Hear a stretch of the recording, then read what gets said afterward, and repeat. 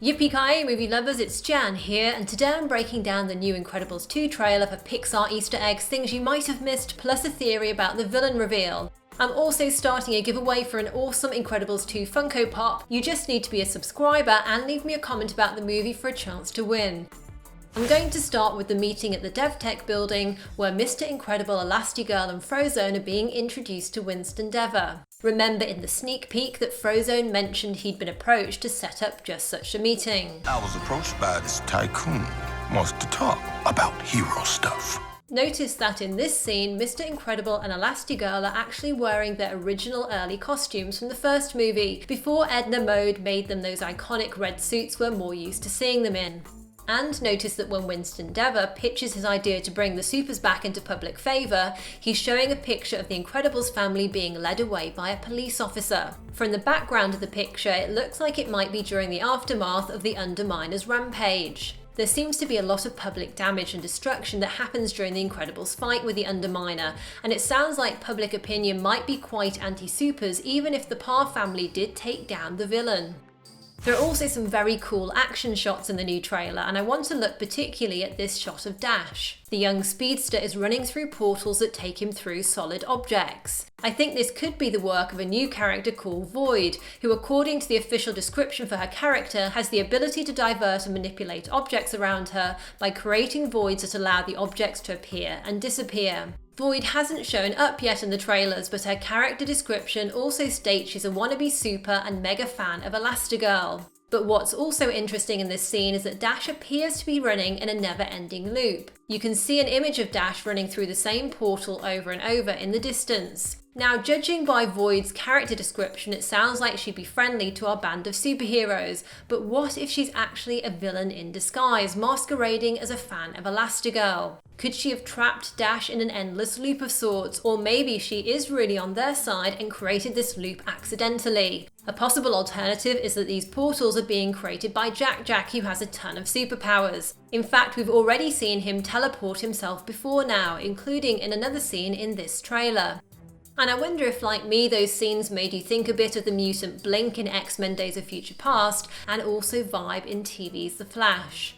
It also looks like Violet is getting some new powers in the sequel to go with her adolescent angst. As well as being able to create force field energy shields that can protect her family, there's a moment during what looks like the Underminer sequence where she seems to cast force blades or blasts that take out a piece of falling rubble, saving the people below.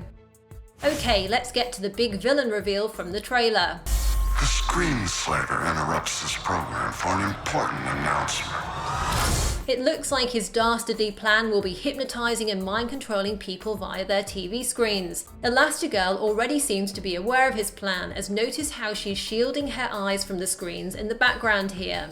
This is happening at the local TV station, and I think this is going to tie in with the scene earlier in the trailer where Elastigirl attacks an escaping helicopter.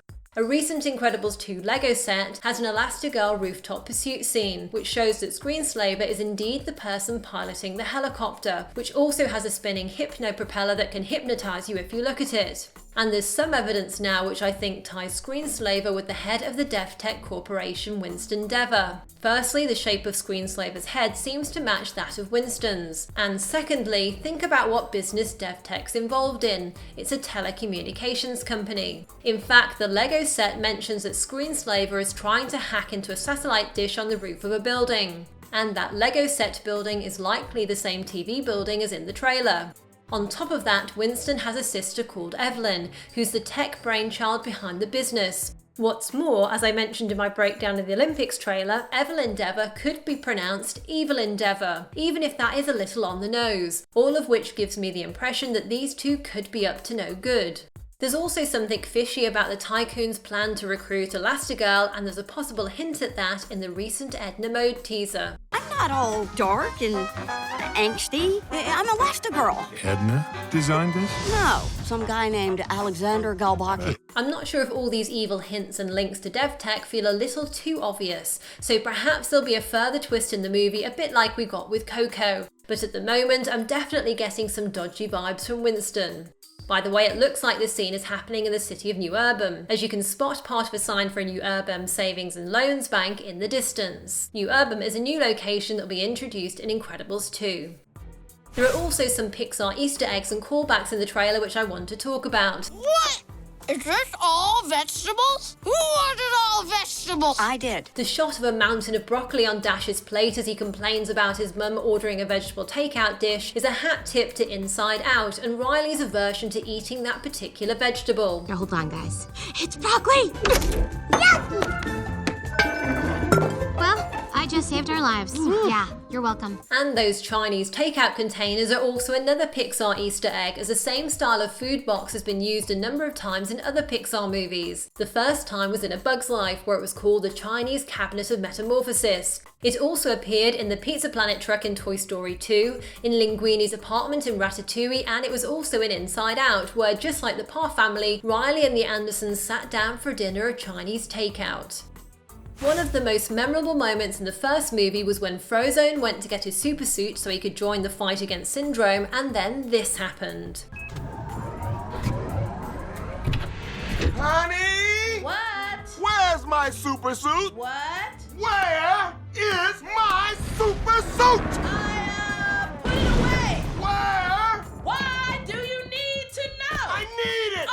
Don't you think about running off to doing no daring do? We are talking about the greater good! Greater good? I am your wife. I'm the greatest good you are ever gonna get. So it was just fantastic to discover that this time he's got his suit at the ready. Although by the sound of it, his wife Honey still isn't overly keen on her husband's superhero shenanigans. Suit up. It might get weird. I'll be there ASAP. Where you going ASAP? You better be back ASAP.